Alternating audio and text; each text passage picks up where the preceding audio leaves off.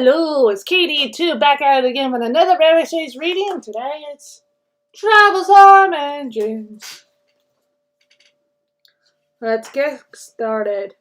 Henry and the Elephant. Henry and Gordon were lonely when Thomas left the yard to run his branch line. They missed him very much. They had more work to do. They couldn't wait in the shed till it was time and found their coaches at the platform. They had to fetch them. They didn't like that. Edward sometimes did odd jobs, and so did James. But James soon started grumbling too. The Bat Control kindly gave Henry and Gordon new paints. The Bat Control kindly gave Henry and Gordon new coats of paint. Henry chose green, but they still grumbled dreadfully. We get no rest, they complained as they clanked about the yard. But the coaches only laughed. "You're lazy and slack, they answered in their quiet, rude way. Rude coaches, oh boy. But when the circus came in town, the engines soon forgot they were tired. They all wanted to shut the special trucks and the coaches. They were dreadfully jealous of James and the Bat Control phoned and built the train when the circus went away. However, soon they forgot about the animals as they had plenty of work to do. One morning, Henry was told to take some workmen to a tunnel which was blocked. He grumbled away to find 2 trucks to carry the workmen and their tools. Pushing trucks, he murmured in a sulky sort of way. They stopped outside the tunnel and tried to look through it, but it was quite dark. No daylight shone from the other end. The workmen took their tools and went inside. Suddenly, with a shout, they all ran out looking frightened. We ran to the block and started to dig, but it didn't move, they said. Rubbish, said the foreman. It's not rubbish, it's big and alive. We're not going in there again. Right, said the foreman. I'll run in the truck and Henry's job, push it up. Wheesh, said Henry unhappily. He hated tunnels. He had been shut up in one once, but this was worse. Something big and alive was inside. Beep, beep, beep, beep, beep, beep, he whistled. I don't want to go in. Neither do I, said Sharp, but we must clear the line. Oh dear, puffed Henry, as they slowly advanced into the darkness. Bump. Henry's driver shut off steam at once. Help, help, we're going back, wailed Henry. Slowly moving out into the daylight. First came Henry, then the trucks, and last of all, pushing hard and round across, came a large elephant. Well, I never, said the foreman. It's an elephant from the circus.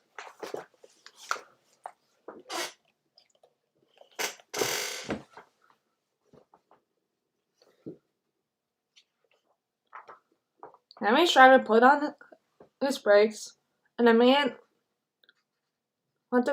ran to telephone for the keeper. The elephant stopped pushing and came towards them. They gave him some sandwiches and cake, so he forgot he was cross. Remembered that he was hungry. He drank 3 buckets of water without stopping, and was just about to drink another when Henry let off steam. The elephant jumped, and whoosh, he squirted water all over Henry by mistake. Poor Henry. When the keeper came, the workmen rode home happily in the trucks, laughing at their adventure, but Henry was very cross. An elephant pushed me, he hissed. He was sulky all day, and his coaches had an uncomfortable time. Then he told Gordon and James about the elephant. And I'm sorry to say, And I'm sorry to say that instead of laughing and telling him not to be silly, I looked sad and said, "You poor engine.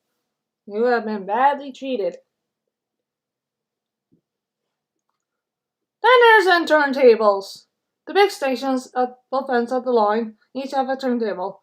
The Fat Controller had them made so that Edward, Henry, Gordon, James can be turned around, and it's dangerous for tender engines to go fast backwards. Jenkins and Sly Thomas don't need turntables. They can just go as well as backwards as forwards. But if you heard Gordon talking a short while ago, you would have thought the Fat Controller giving him tender just to show how important he was. You don't understand, little Thomas. And Gordon, we tender engines have a potential to keep up. You haven't had a tender, and that makes a difference. It doesn't matter where you go, but we have one. And Fat Controller to make us shunt trucks, fetch coaches, and go on some of those dirty signs, it's not the proper thing. Gordon puffed away in a dignified manner. Gordon showing off. Thomas chuckled and went off on an ankle bell. Arrived at the terminus, Gordon waited until all the passengers had got out, and grumbling and grumpily, he shunted the coaches to another platform. Disgraceful, disgraceful, he hissed, as he ran backwards to the turntable. The turntable was in a windy place close to the sea. It was only just big enough for Gordon, but if he was not on it just right,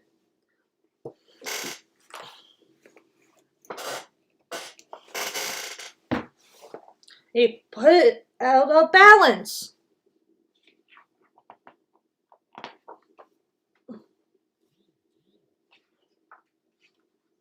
I made it difficult to turn.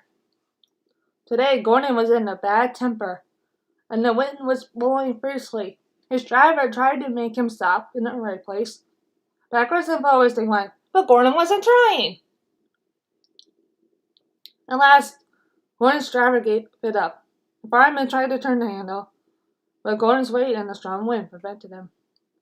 The driver, some plate layers, and the fireman all tried together.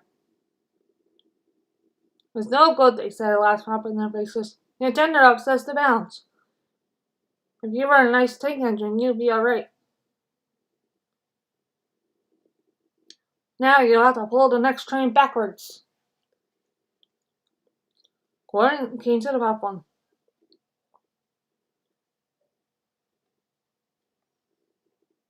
The little boys shouted, "Come on, quick! Here's a new tank engine."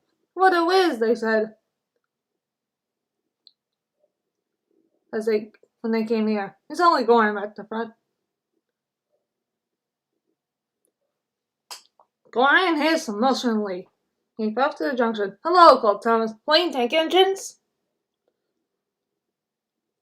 "Sensible engine. Take my advice. Scrap your tender and have a nice bunker instead." Gordon snorted, but didn't answer. Even James laughed when he saw him. "Take care," hissed Gordon. "You might sick too." "No fear," chuckled James. "I'm not as fat as you." "I must have thick," thought James anxiously, as he ran to the turntable later.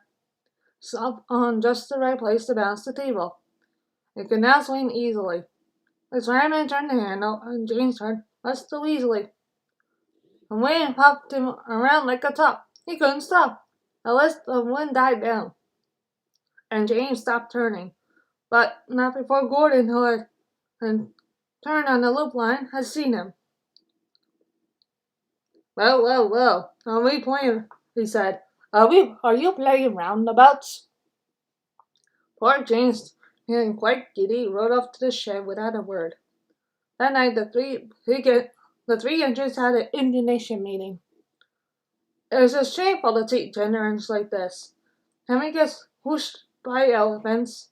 Gordon has to go backwards, and people think he's a tank engine. James spins around like a top, and everyone laughs at us.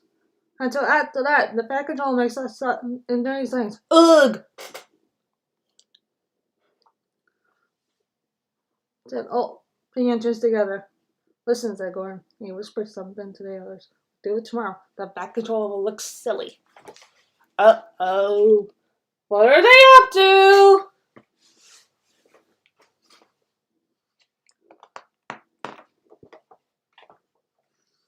Trouble in the shed. There's trouble in the shed, sir. Henry is sulking. Here we go. The back controller sat in his office and listened. The back controller frowned and said, what a nuisance passengers are. How can I work with all this noise? The station master knocked and came in, looking worried. There's trouble in his head, sir. Henry is sulking. There is no train. The passengers are saying this is a bad railway. Indeed, said the back controller. We cannot allow that. Will you quiet the passengers, please? I'll go and speak to Henry.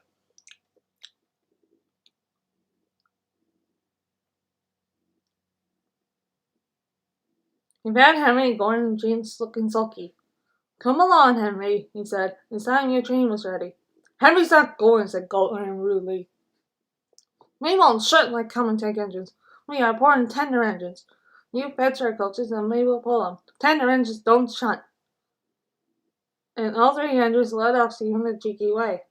Oh, indeed, said the back controller severely. We'll see about that. Engines on my railway are do as they are told. He hurried away, climbed in his car, and drove to find Edward. The yard has never been the same since someone's left before, sadly. Edward was shouting. Keep Edward! Leave those trucks, please, Edward. I want you to push coaches for me in the yard. Thank you, sir. That'll be a nice change. That's a good engine, said the back controller kindly. Off you go then. So Edward found coaches for the three engines, and that day the train ran as usual. But when the back controller came next morning, Edward looked unhappy. Morning came, clanky by, hissing rudely.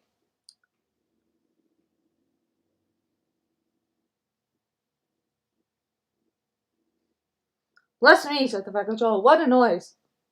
They all hiss me, sir, said Edward, answered Edward sadly. They say tender in the own sun. Last night they said I have black wheels. What? Edward does not have black wheels? I haven't, have I, sir?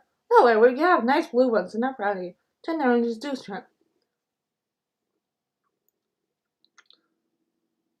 But all the same, you'll be happier in your own yard. We need a tank engine here. He went to an engine workshop and they showed him all sorts of tank engines. There were big ones and little ones, some happy, and some. Oh, here we go! I started cheeky number 6.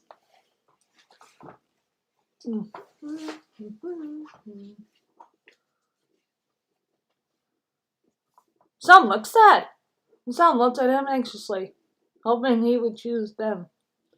Lastly, he saw a smart little green engine on 4 wheels. That's the one, he thought. If I choose you, will you work hard? Oh, yes, sir. Oh, sir, yes, sir. That's a good engine. I'll call you Percy. Yes, sir. Thank you, sir, said Percy happily. So he bought Percy and drove him back to the yard. Edward, he called. Here's Percy. Will you show him everything? Percy told him what he had to do, and they had a happy afternoon. Once Henry came by, hissing as usual. Whee! Shouted Percy suddenly. Henry jumped and ran back to the shed. How beautiful you reached him, laughed Edward. I can't reach like that. Oh, said Percy modestly. That's nothing. You should hear them in the workshop. You have to reach loudly to make yourself heard. Next morning, Tom's arrived. The back control sent for me. I expected myself, said politely to Edward. Shh, shh. Here he comes. Well done, Thomas. You've been quick.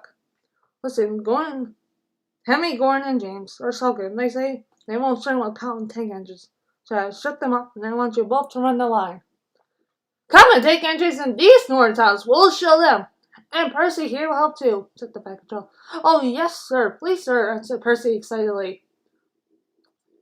Edward and Thomas worked the line. Starting the opposite ends, they pulled the trains, whistling cheerfully to each other as they passed.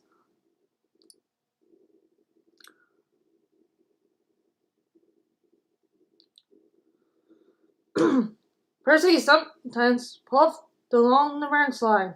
Thomas was anxious, but both driving but Thomas to take care of Annie Clarabelle. There were field trains for their passengers in mind.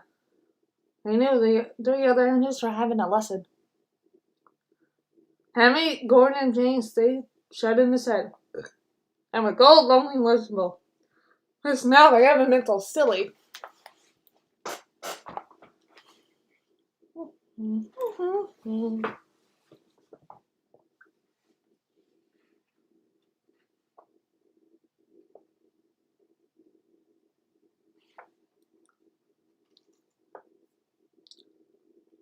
Percy runs away. Henry and Gordon and James were shut up for several days. At last, the Fat Controller opened the shed. I hope you are sorry, he said sternly. I understand you are not so important after all. Thomas, Edward, and Percy have worked the nine very nicely. They need a change. Now, we'll let you out now if you promise to be good. Yes, sir, said the three engines. We will. That's right, but please remember this no shunting nonsense must stop. He told Edward, Thomas, and Percy they could go play on the branch line for a few days. They ran up happily and found Annie Clarabelle at the junction. The two coaches were so pleased to see Thomas again, and he took them from one at once. Edward and Percy played for trucks. Stop, stop, stop! Screamed the trucks as they were pushed into their proper stadiums. But the two engines left and went on shunting till the trucks were tightly arranged. Next, Edward took some empty trucks to the quarry, and Percy was left alone. Percy didn't mind that a bit. He liked watching trains and being cheeky to the engines. Hurry, hurry, he would call to them. Gordon, Henry, and James got very cross. After a while, he took the trucks over the main line to another siding. When they were tidy, he ran onto the main line again and waited for the signalman to set the point so he could cross back to the yard. Edward had warned Percy, be careful on the main line, whistle to tell the signalman you were there. But Percy didn't remember to whistle. And the signalman was so busy he forgot Percy. Both rang and the signal box, the man answered, saying the line was clear. It wasn't. I sent the signals for the next train. Percy waited and waited. The points whistled against him. He looked along the main line. Beep, beep, he whistled in horror. But watching straight towards him was Gordon with the express. Boop, boop, boop, boop, boop, whistled Gordon. His driver shut off steam and applied the brakes. Percy's driver turned on full steam. Back, Percy, back, he urged. But Percy's wheels.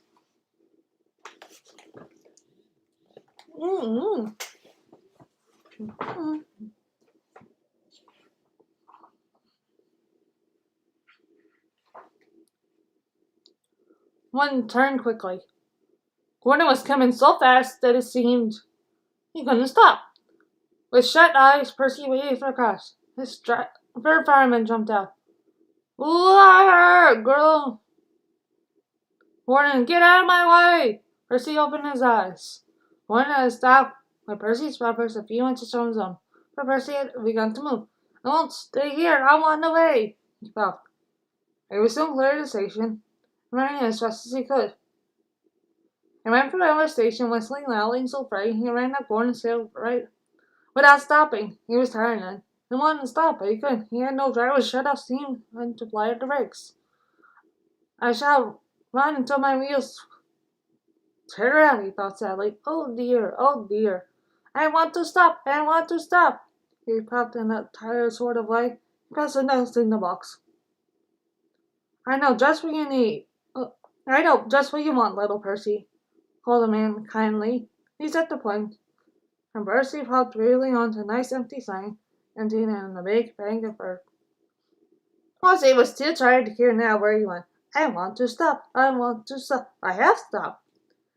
but thankfully, as his bunker buried itself in the bunk. Eric, do not shut up on me. Never mind, Percy, said the workman as they dug him out. You should have a drink and some coal, and then you'll feel better.